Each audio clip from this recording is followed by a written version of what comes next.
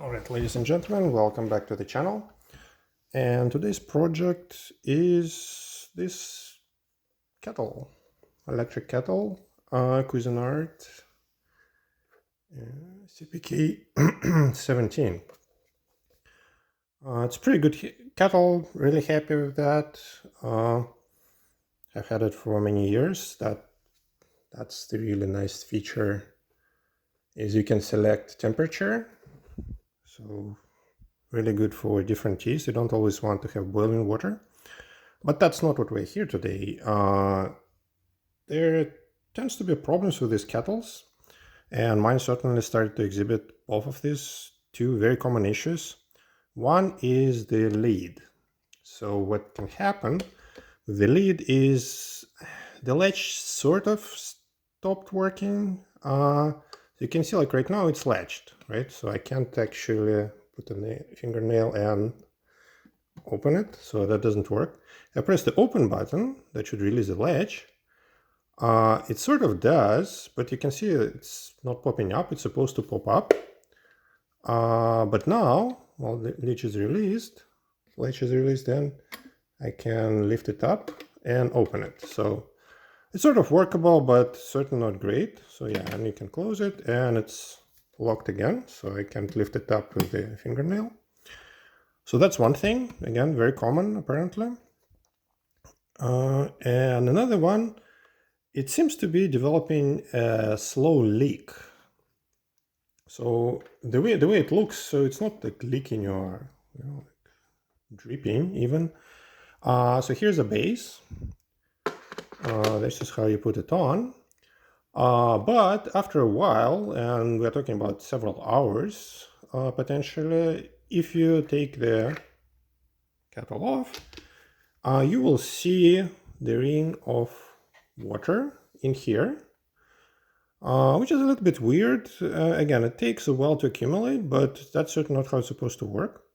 It's easy to miss because you may consider that, hey, maybe you left some water on the outside while filling in and it just dripped from the outside. It can certainly happen if you overfill the kettle and it starts boiling, and it can get out of the spout this way, so that can happen. But that's neither one of these. So that's actually, there is a leak. So we'll see how and why. So that's that. Two things that we want to take care of. At least try to. So there's going to be three parts here in this video. One is we are going to disassemble the kettle. So right here. We'll disassemble the whole thing in case you need to diagnose it or replace something. There's not a whole lot of parts, if at all any, you can find, but you can J-rig some maybe in some cases. So we'll see how that goes. So that's number one, disassembly. The number two is we'll try to see why exactly do we have these two issues. So diagnostics. And number three, that's the best part. We're going to try to fix both of those, and we'll see how it goes. All right, so without further ado, let's start going. All right, so 3 screws at the base will allow us to lift the base base. All right, so 3 screws out. Now the base just pops up, just a piece of plastic, nothing to it. So we'll move it away. So now here basically all the brains of the operation. So if you have any electrical issues, so again, my kettle doesn't have any, and it's not very common, that's where you will need to look. Here's the board, some cables.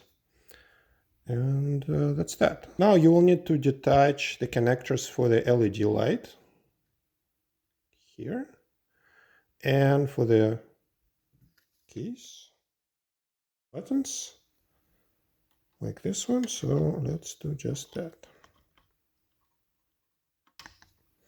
So that's the one for the LED, small double one, and that's a big connector for the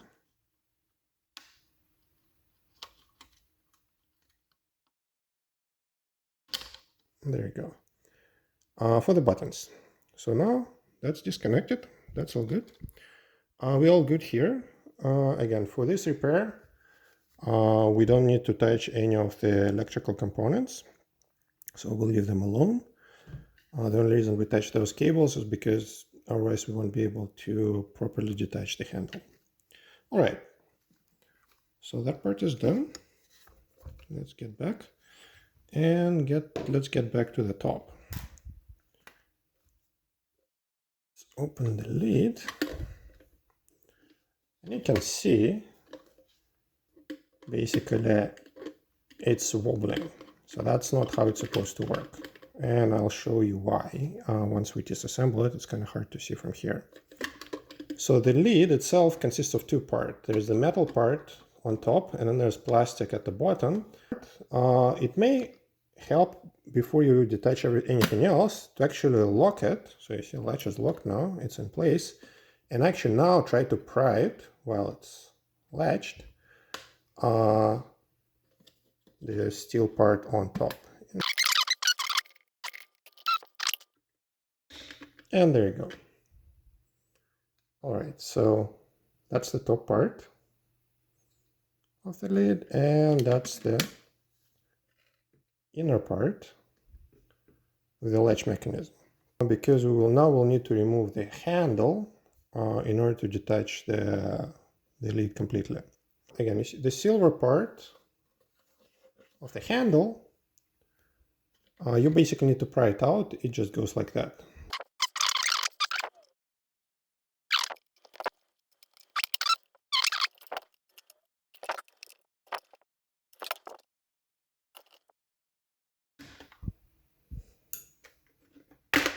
And there you go. All right.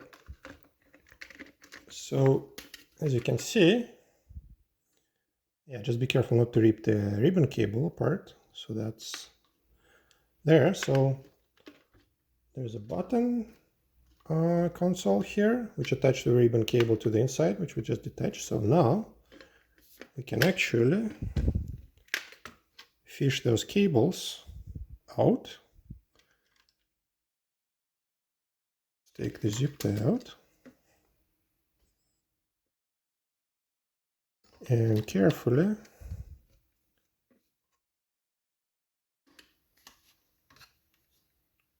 fish that connector out.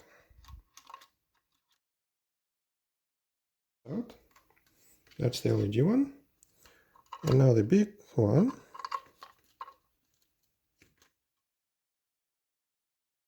Hole sideways.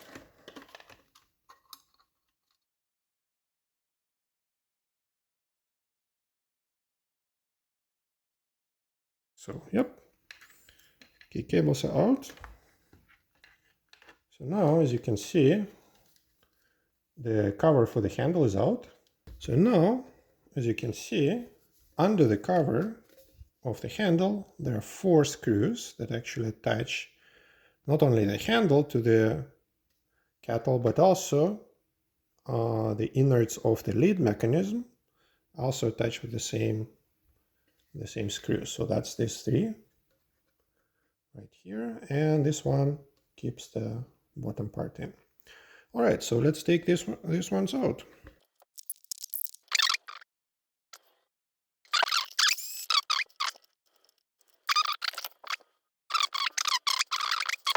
And what's left is the, oops, yeah, here's our lead plus hinge mechanism that we're going to work with a bit later. And what's left is the water indicator, which we'll get in a second.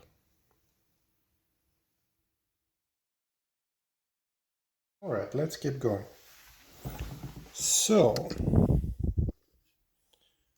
now you can see there's an LED here just stuck in the bottom of the water indicator, and it's not attached to anything, it's just a pressure fit. Yeah, just pull it out, and that's that. That's the LED with the connector. That's it. That's the blue light right there. Don't need to touch it. If yours is not working, that might be the LED is bad or the connection is bad, so you can check that out. We don't need to worry about that. And that leaves us with the actual indicator. So it basically connected at the bottom, at the top with the rubber plug at the top is just that. So you can just like pull it out. Just pull it. And that's it. That pulls out and just gets on top so it doesn't overflow. And the bottom is actually a plug that goes inside the container itself through what seems to be a silicone seal. And that's a hole right into the insides. That's how it connects to this part of the indicator, which fills with water and shows you how much water you have actually in the teapot. So here's our lid. And the part which is actually, okay, so let me just reorient it. So let's see how it works. Like so. So basically that lid closes, this part attaches to the handle. And that's a lever for our open button. All right, so again, long story short, you may see that something is clearly wrong here. And what actually happened, if you, okay, let's see if we can.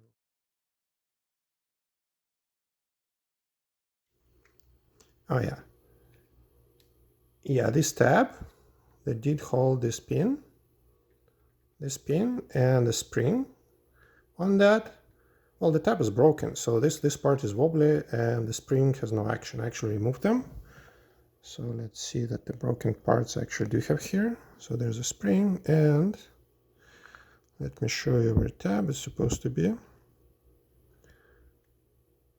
And the tab was supposed to be right about here. And it just broke from there. Oops. So here's our problem. That's a problem with the lid. I don't know if it's the same problem for other people who have lid problems. I can imagine quite likely. So yeah, without that tab or something holding the pin in place, this whole lid is misaligned and there's only action from one side of the spring instead of two, also misaligned. So that's why it doesn't pop up. Yeah, that's how it should work, sort of, when the latch releases, but it doesn't. All right, so these pins, well, this pin, actually I can just pull it out. So the pin goes out, that detaches these two pieces. Don't forget the spring. All right, so here's our lid. This part we can also remove, because first you need to undo these two screws. Oops.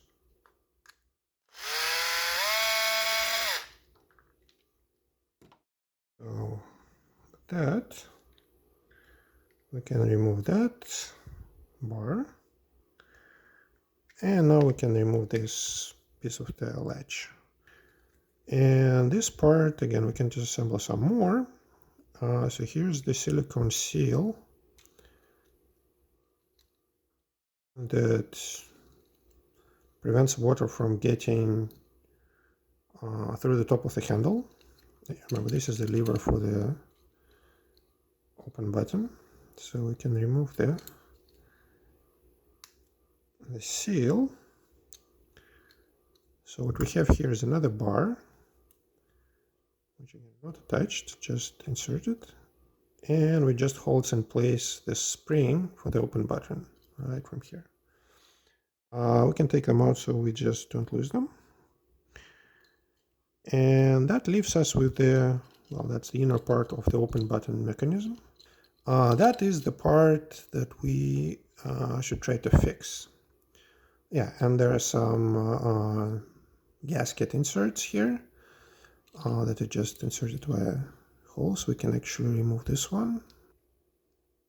And here's our broken one That went right here. You can see the hairline crack here. So I already told you the reason for problem number one, the lead. That was fairly obvious. The leakage problem was actually somewhat less obvious, to say the least. Originally, I thought that I had a pretty good idea what could that be. I immediately assume that has to be seals, right? So we have some holes here that are submerged underwater all the time, most of the time. I assume that seals like that would be the source of leakage. Well, guess what? I was wrong. So basically, and maybe I will show you the piece here, which is supposed to be just solid plastic. There's nothing to it. Yeah, I don't know if you can see. Yeah, there's basically like a hairline crack or pit. I don't know, something. And that's in fact where the water is coming out. Again, it's not dripping. It's really just slowly, well, seeps, I suppose that's the right term for that. Very slow over a long period of time, but it actually does go out. That part is water. You can see it's not leaking, it's not streaming out of there, but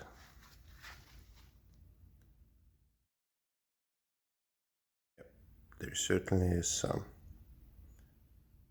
Yeah, that's you can see the drop forming. Hold on, yep. So yeah, that's exactly where it's coming from, right from here. So how can we fix that? So ideally we would recreate this or reattach or plastic weld again or do something which puts the tab back in its place. And we can try to do plastic welding here, like the proper plastic welding. So here's the thing. In addition to this being a relatively small part, which would be kind of hard to do properly, not impossible. The bigger problem is you shouldn't really be welding parts that come in contact with food, or at least you should be very careful about that. So what I can try to do is to recreate that tab, or again, not exactly the tab, but basically something that will hold the pin in place using, again, stainless steel mesh that we have seen before, like this. And instead of actually doing proper welding here, just to try to embed it with the surrounding plastic by softening it up a little bit with heat, but not melting it. So that's the plan of attack for fixing the hinge part for the leaking indicator. Now, I can try to just, this one doesn't really come in, well, at least very close contact with water. It's really on the outside of the indicator. There's really no pressure either way. So you can try just to, smear around plastic while heating it up, and that should close the gap because it's literally like a hairline crack or something. Not necessarily ideal, and I certainly don't want to weld anything on top because TPX is not something which is, well, you can commonly get plastic rods for. I don't have any spare material for that. Polypropylene should work potentially, it should be compatible, but who knows. But the thing is, like, I think I have a better solution in this particular problem, and that's basically a silicone tape, self-fusing silicone. You may have seen it in your local hardware store or somewhere. Very handy to fix leaks in just about anything, from pipes to garden hose. It fuses with itself. It doesn't need and generally doesn't stick to the underlying surfaces. So it's not a good well, I don't think it just works as a patch repair, but something that actually wraps around, something like a pipe, that works really well because it fuses to itself, it holds, it can work literally at just about any temperature. And while the water is actually still running, again, not our case, but very handy for those kind of things. And I think in our case, we actually have enough space here to actually wrap it about here. And because silicone tape is pretty thin, there should be plenty of space so it doesn't disturb the actual placement of the whole thing. And again, like for that kind of repair, where again, it's really seepage, there's no pressure, no high volumes, no nothing, that should be plenty of enough to take care of the problem. And on top of that, silicone, generally speaking, is inert material, so it's safe to be. Well, you don't want to eat it, certainly uncured one. But generally speaking, it's one of the safer materials out there. That's what we're gonna do with the indicator. And that part, I'm quite confident that that should work. Like this part, I'm not entirely certain yet if we'll be able to recreate the tab for the latch mechanism, but we'll see. So that's the next part, is making it happen. All right, so off camera, I jerry-rigged all this. That's really just a template to align the broken piece. The broken piece with the remaining piece, so they're all level, and the small tab has some support backing here. So like right now, that's just to look at the alignment for the mesh piece. And we'll see how we can try to embed that. So what I would like to do is probably to go something like that, embed it here, and then the tab, and then wrap it around and embed it on the other side. There's not a whole lot of space on the other side, but once it's aligned, that should be easier, and the mesh would be holding one side. I'm gonna try to do the hole for the pin. So here's our pin, and we can actually do it right now, so somewhere around here.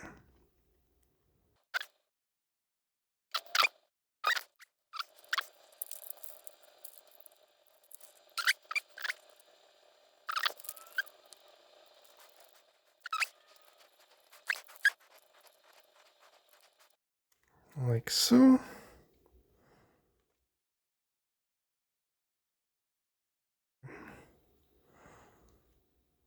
Mesh. And okay, so the idea is we try to put it right in here. And using some cheap soldering iron, and I'm using the lowest temperature, because again, the idea is not to melt it, but actually just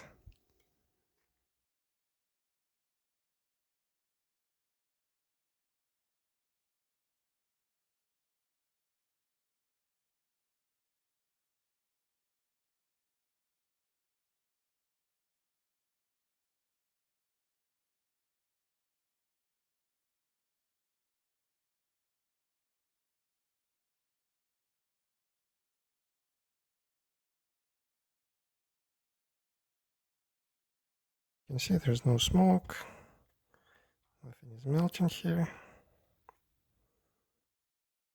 All we are doing is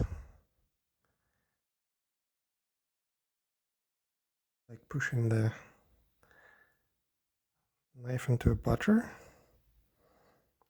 and we're just making sure butter is warm.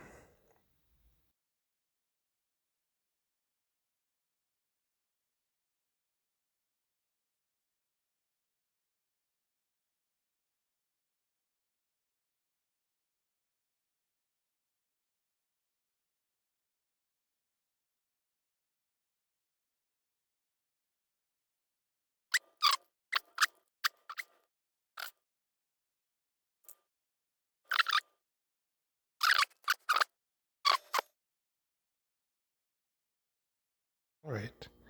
Now the mesh is actually embedded in both the main part and the tab on this side. But as you can see, well, because we didn't weld the part, there's a crack here. So while it's actually pretty good this side it's still obviously not have no strength, not much. So what we need to do is actually to wrap around the mesh like here and attach it here at the bottom.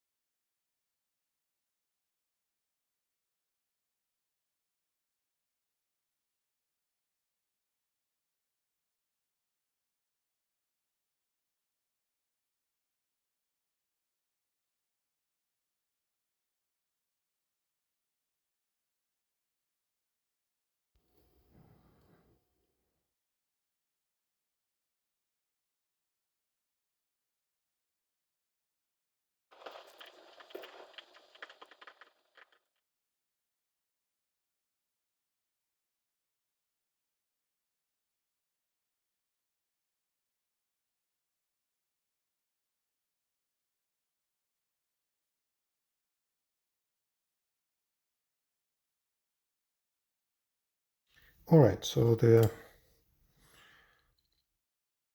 painfully slow process of sculpting the tab using the mesh is pretty much done.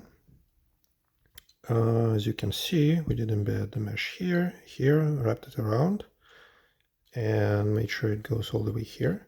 So basically, we have a tab now made out of the wire mesh. With the previous tab, effectively just use it like we used it as a template.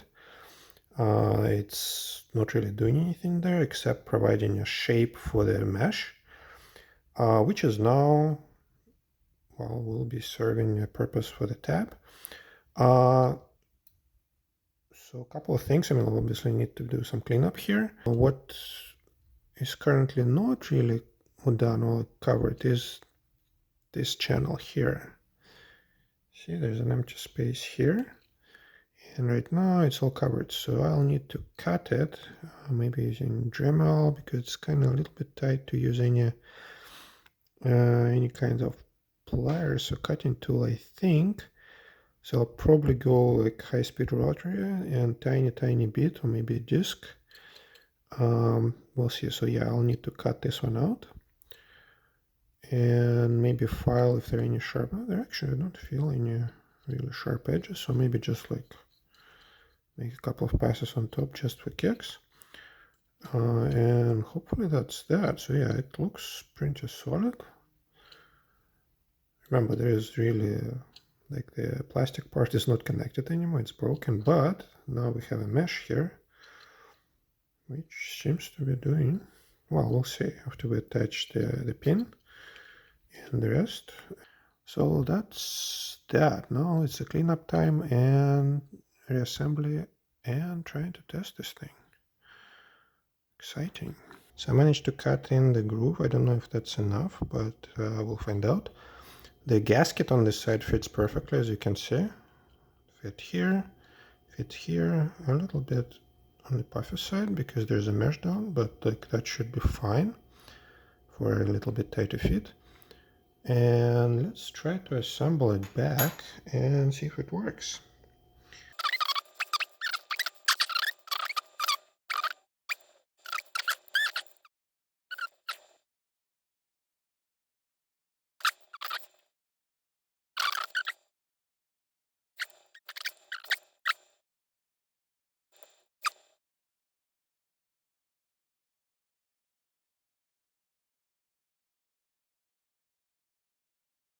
That's fine. We should try to reassemble it and see it in the final product.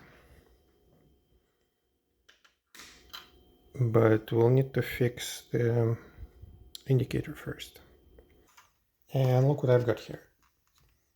So that's my silicone tape. You can see it's the tape and it's self-bonding. So that's great. So off camera, I already cut the smallest strip, like so. That should be enough to fix our indicator right here. So we'll just need to just take the protective film. And now, remember, that's the part that we need to fix. And we need to stretch the tape quite a bit. Ideally, so that the width gets almost half of what it used to be, as you can see.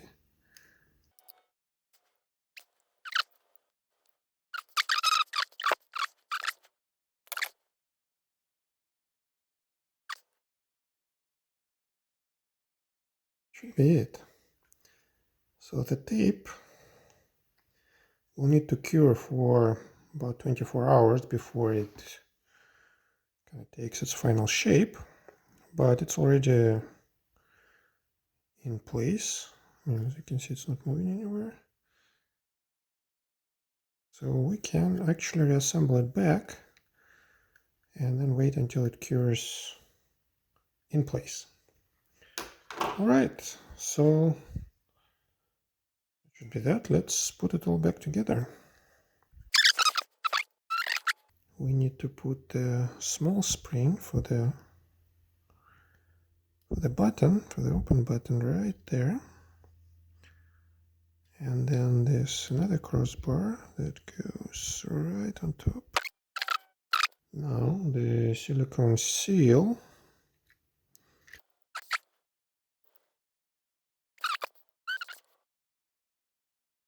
I think now it's time to actually attach the handle.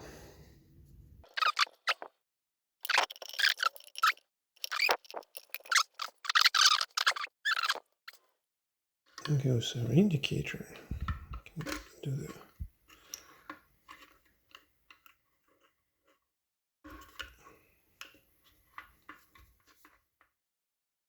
Yep, the plug goes all the way in. Let's not forget the LED. So LED goes back right here.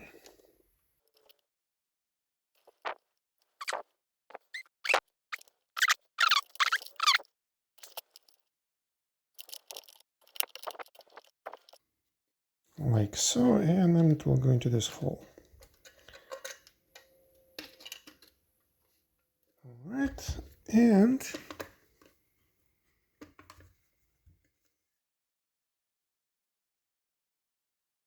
now we can screw it in.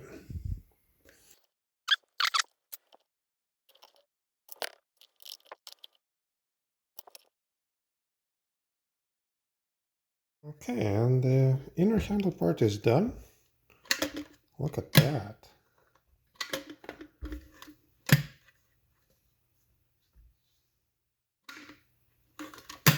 Just like that. Amazing. Okay, we're not done yet.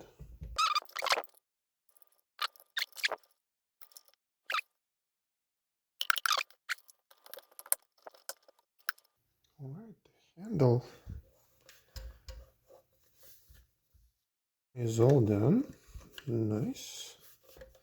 It still works. All right, so let's finish the bottom part. So now we just need to attach our LED connector and the buttons. Okay, let's go with the buttons first.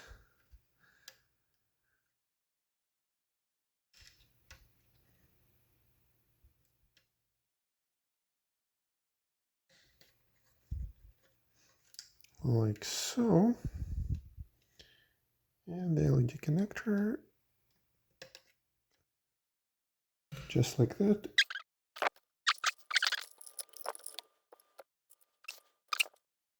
The back cover, and that goes here.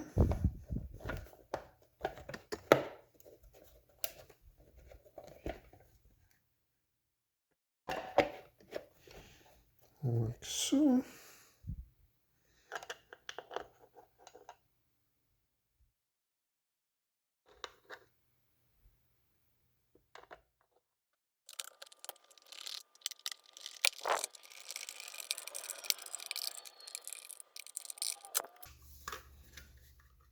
All right. Finished. Complete.